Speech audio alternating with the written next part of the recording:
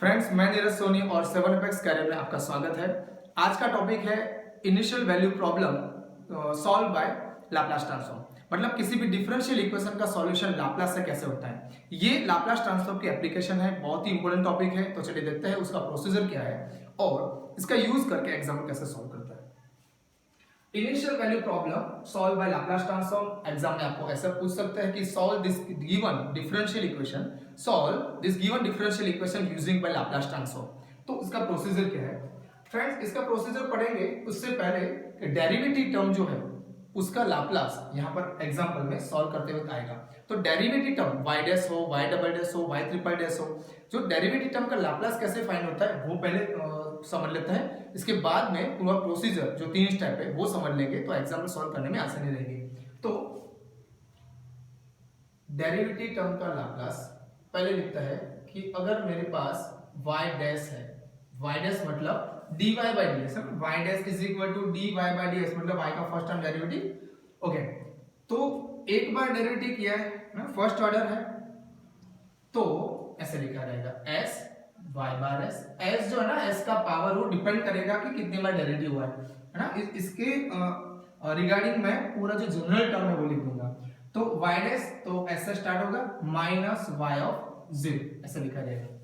Okay, फिर होगा l of y double dash. y double dash मतलब मैंने बोला कि s जो है वो डिपेंड करता है कितनी बार डेरिवेटिव हुआ है, वो ये याद रखने के लिए। और दूसरी बात कि पहला टर्म है वो वही पॉजिटिव आएगा, बाकी के सारे टर्म नेगेटिव आएंगे। तो y डबल डैश है तो s स्क्वायर से स्टार्ट होगा, s square y bar s minus s square के बाद s आएगा y 0 माइनस फिर s नहीं आएगा y डैश 0। तो ये पूरा सिस्टम ऐसे चलता रहेगा। पहले y बार s आएगा, फिर y 0 आएगा, फिर y डैश 0 आएगा, फिर y डबल डैश 0 आएगा एंड सो ऑन। अगर मैं लिखूं कि l of y triple dash मतलब 3 बार डेरिवेटिव हो रहा है, तो आप कहां से स्टार्ट करोगे? s cube. मैंने बोला कि s का पावर डिपेंड करेगा कि कितनी बार डेरिवेटिव हो रहा है। कोई बात नहीं, s cube y bar s minus s square y 0 minus s ना, पावर डिक्रीज हो रहा है, s क्यूब s स्क्वायर फिर s आया तो y डैश 0 फिर माइनस s नहीं आएगा, इसके बाद क्या होगा y डबल डैश 0। तो इन जनरल आपको अगर लिखना है इन जनरल कि l ऑफ y का nth टाइम डेरिवेटिव हो रहा है तो क्या लिख सकते हो? मैंने बोला ना कि थर्ड टाइम डेरिवेटिव हो रहा था, s क्यूब से स्टार्ट होगा तो s raise to n y bar s, फिर एक माइनस होगा n माइनस 1 y ऑफ 0, क्योंकि ये तो फिक्स ही है, पहले y बार s आएगा, फिर y 0, फिर y dash 0, y double dash 0 सो तो कहां तक आता है? तो s क्यूब से स्टार्ट होता है तो इसका पावर लास्ट में ये जो टर्म है y का पावर वो इससे एक कम होता है, तो कहां तक जाएगा? s रेज़ टू n से स्टार्ट हुआ minus s raise to n minus 2 y dash 0 and so on, minus ही आएगा, s वाला टर्म तो निकल जाएगा लास्ट में और क्या आएगा? s रेज़ टू n है तो यहां पर n माइनस 1 और 0। ये है फ्रेंड्स, बहुत ही इंपॉर्टेंट समझने के लिए है, इसलिए मैंने थोड़ा शॉर्टकट आपको दिया है कि आप कैसे याद रख सकते हो। तो जो s का पावर हो डिपेंड करेगा कि आप कितनी बार डेरिवेटिव कर रहे हो, मतलब टर्म का कितनी बार डेरिवेटिव हो रहा है। ये आप याद कर लोगे तो प्रोसीजर जो है एग्जाम में सॉल्व करने में उसका यूज होने वाला डायरेक्टली। ओके, तो आपको समझ में आ जाएगा। अभी देखते हैं उसके स्टेप कितने हैं और क्या करना है डिफरेंशियल इक्वेशन सॉल्व करने के लिए। याद रखना है 3 स्टेप। उसमें स्टेप नंबर 1 है टेकिंग लाप्लास ट्रांसफॉर्म। दूसरा स्टेप है taking Laplace transform on both side of the given differential equation. आपको डिफरेंशियल इक्वेशन दिया होगा, दोनों साइड लाप्लास ट्रांसफॉर्म लेना है। दूसरा है पुट इनिशियल कंडीशन मतलब आपको y 0, y dash 0, y double dash 0 ऐसी वैल्यू, इसकी वैल्यू आपको दी होगी, तो वो इनिशियल वैल्यू आपको रखनी है। और स्टेप नंबर 3 जो है वो है taking inverse Laplace transform.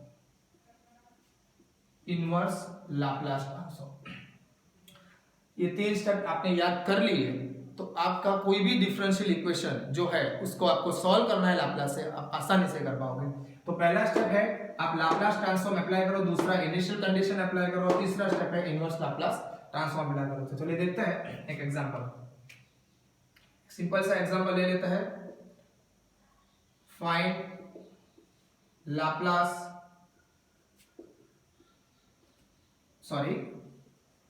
solve the differential equation, solve the IVP or differential equation using by Laplace transform।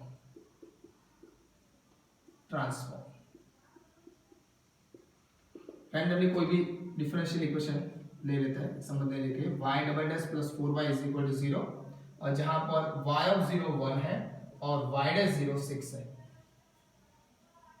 तो ये डिफरेंशियल इक्वेशन है, सेकंड ऑर्डर है इसका।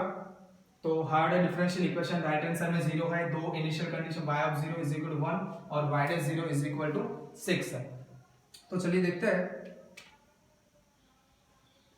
हमारा पहला स्टेप। तो पहले देखते हैं कि given differential equation, given that y double dash plus 4y is equal to 0, जहां पर y0 is equal to 1 and y dash 0 is equal to 6 आपको दिया है। आपका जो डिफरेंशियल इक्वेशन है वो ये दिया हुआ है। आपको क्या करना है, तो step number 1, taking Laplace transform on both side. Friends आपको करना है दोनों साइड एल ऑपरेटर अप्लाई करना है, एंड देन दो टर्म के बीच में प्लस है तो आप लीनियरिटी प्रॉपर्टी को मालूम है, L of Y double dash plus 4 constant बाहर निकल जाएगा, L of Y is equal to L of 0 क्या होगा, तो एल ऑफ 0 0 0 का लाप्लास 0 होता है। इसके बाद y डबल डैश का लाप्लास, तो y डबल डैश का लाप्लास आपको मालूम है, प्लस l ऑफ y का लाप्लास मल्टीप्लिकेशन में 4 है और इज इक्वल टू 0। तो मैं रीजन इसलिए लिख रहा हूं, आपको एग्जाम में लिखने की जरूरत नहीं है, क्योंकि जो डेरिवेटिव टर्म का लाप्लास है वो अभी मैंने सीखा है, वो आपको याद ही करना है।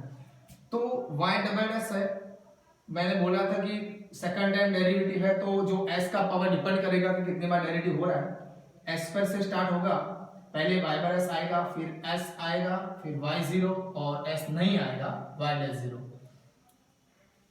तो यहां पर l ऑफ y का लाप्लास है, तो वो तो हमने देखा ही नहीं, तो याद कर लेते हैं कैसे होता है। y डैश का कैसे होता है, तो एक बार डेरिवेटिव होता है तो s आएगा y bar s minus y0। Friends अगर डेरिवेटिव नहीं हो रहा है तो आपको याद करना है s नहीं आएगा, क्योंकि s डिपेंड करता है डेरिवेटिव पे, तो सिर्फ पहला टर्म आएगा y बार s। तो ये आपको याद करना है, मैंने इसलिए नोट डाउन करवाया है कि आपको इसकी हर बार जरूरत पड़ेगी। ओके,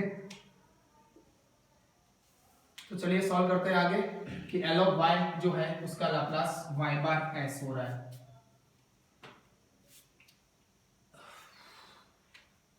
तो यहां पर आएगा s square y bar s minus S Y 0 minus y dash 0, और यहां पर आएगा y bar s। Clear, y double dash का ये लिख दिया मैंने, और plus 4 times l of y is equal to y bar s लिख दिया। फ्रेंड्स क्या करेंगे अभी, तो s square y bar s minus S Y 0 minus y dash 0 plus 4 times y bar s is equal to 0, ये हमको मिला।